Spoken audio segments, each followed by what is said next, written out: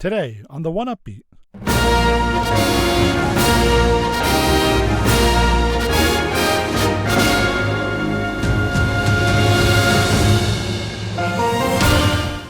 It's that time of the year again. This time we're counting down the top 10 scores of 2023. This is part 1 in a 2-part series. Today you'll hear music from Inazure, Takeshi Furukawa, John Everest, and more.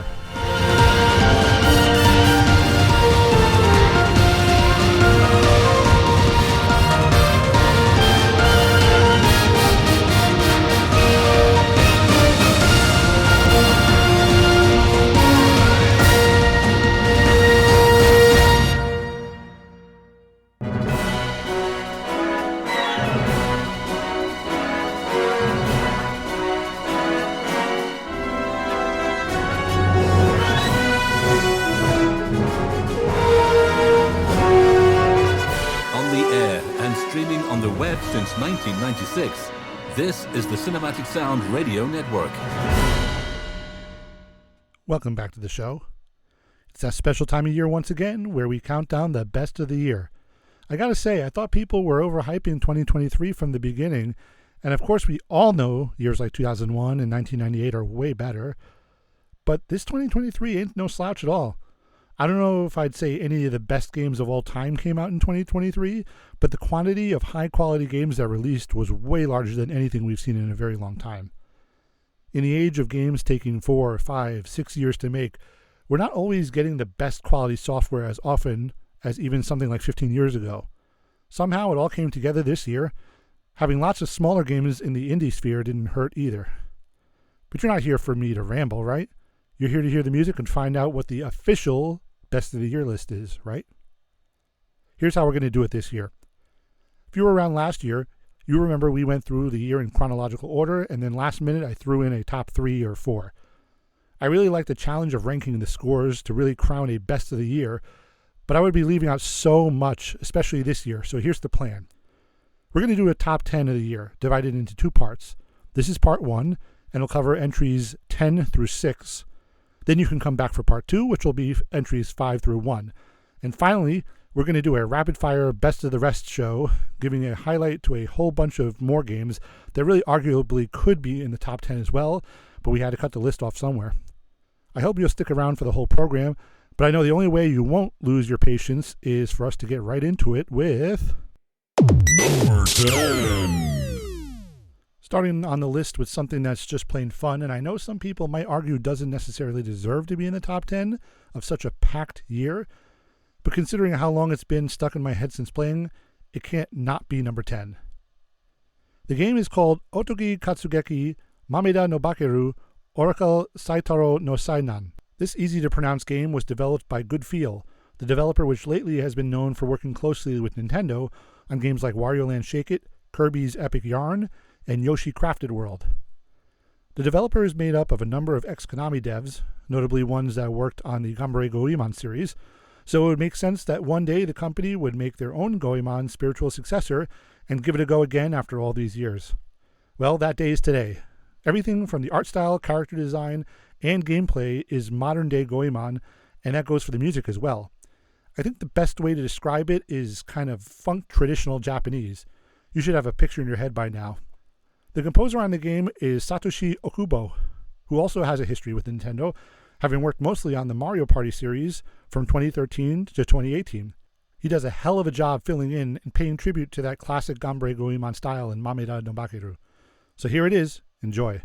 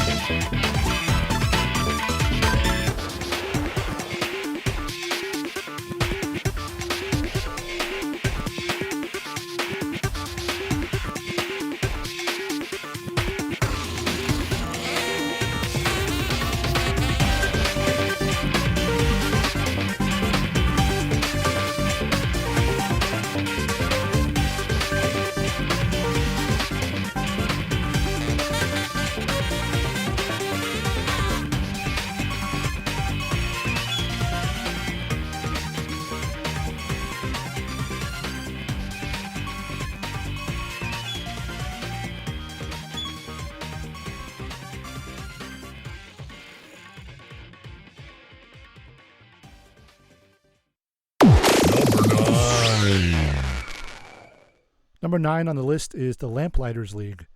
Developed by Harebrained Schemes, this turn-based tactics game didn't do so hot in the sales numbers. It even caused Harebrained Schemes to part ways with its owner, Paradox Interactive. One area that the game absolutely did not disappoint in is with John Everest's score for the game. A beautiful, melodic, sweeping, and exciting score is here, and boy does it enhance the game big time. Again, it's not that the game is bad, it's just that it did poorly, but that shouldn't stop us from celebrating the fantastic music. I believe the game is still on Xbox Game Pass, so if you sub to that, you should definitely give it a shot. Definitely for the music, if not anything else. Here's music from the Lamplighters League, with music composed by John Everest.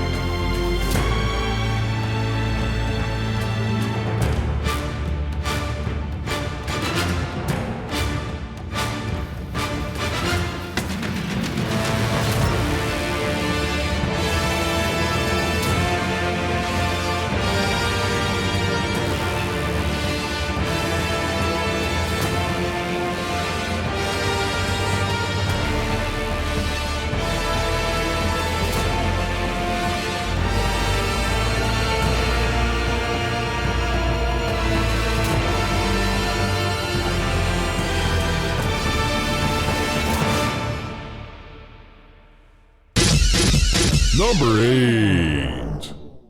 In at number 8 is a game called Planet of Lana. This puzzle platformer is going for a very obvious Studio Ghibli atmosphere with its visuals, wondrous story, and even the music. The game's score is composed by Japanese-born American composer Takeshi Furukawa. Furukawa previously wrote music for Team Ico's The Last Guardian. Remember that game? The score is luscious and beautiful, perfectly accompanying the artistic style on screen. If you've ever played another game in the genre, like, for example, something like Fez, you'll probably love this one. Here's Takeshi Furukawa's music to Planet of Lana.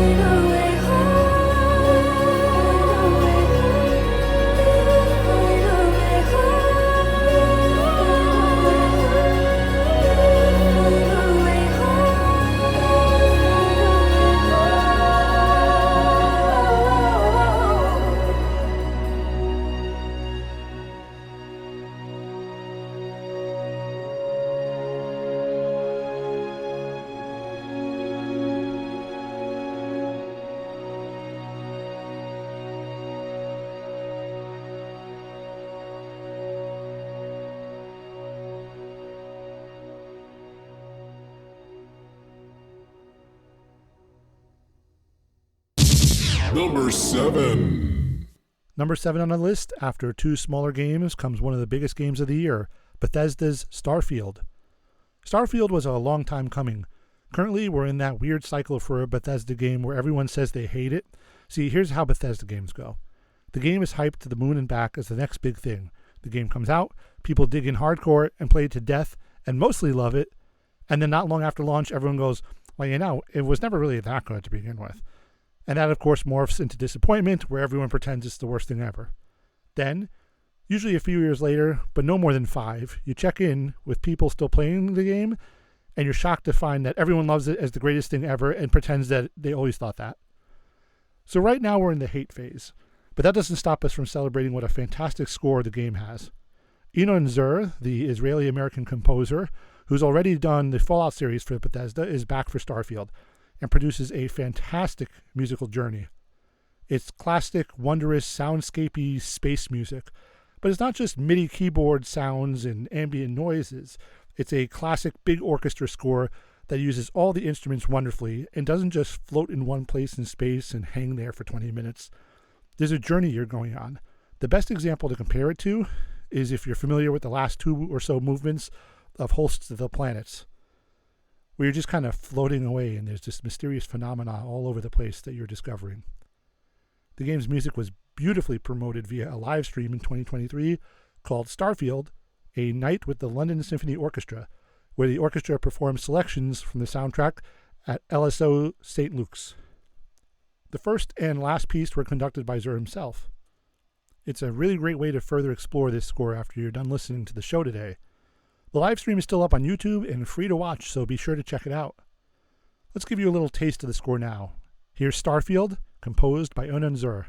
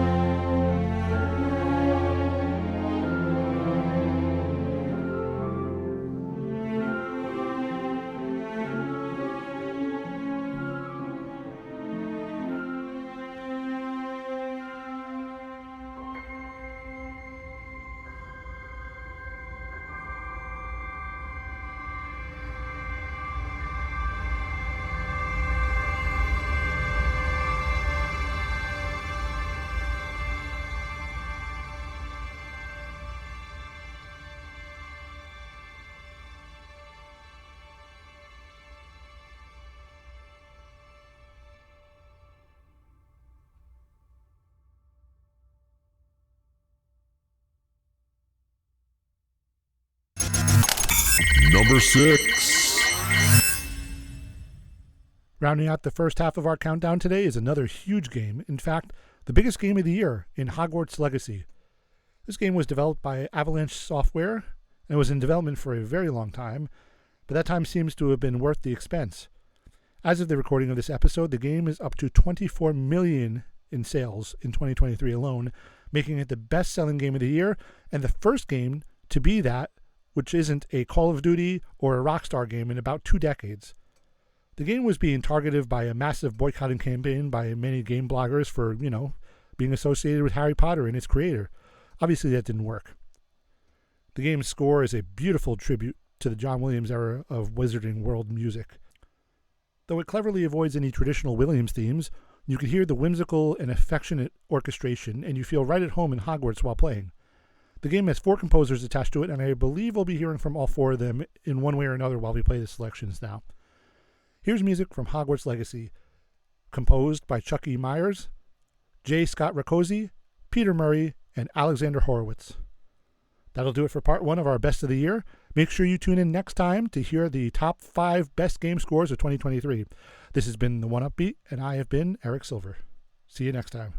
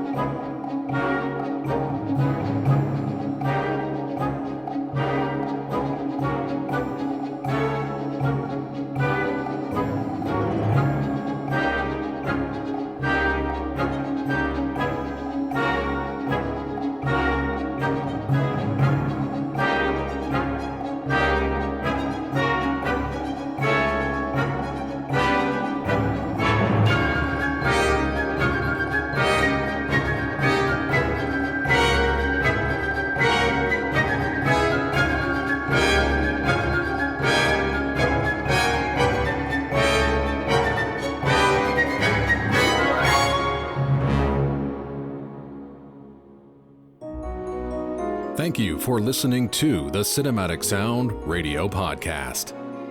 I want to thank Tim Burton for providing his voice for all the bumpers you hear throughout the program, and to David Coscina for providing Cinematic Sound Radio's theme music. If you have any questions, comments, or concerns, please email us at cinematicsound@yahoo.com. You can find us on social media on Twitter, Facebook, and Instagram. And wherever you're listening to us today, please take a moment right now to leave us a rating and a review of the podcast. You can get a Cinematic Sound Radio t-shirt at our TeePublic store. You can join our Patreon at patreon.com/cinematicsoundradio. And don't forget to check us out on the web at cinematicsound.net.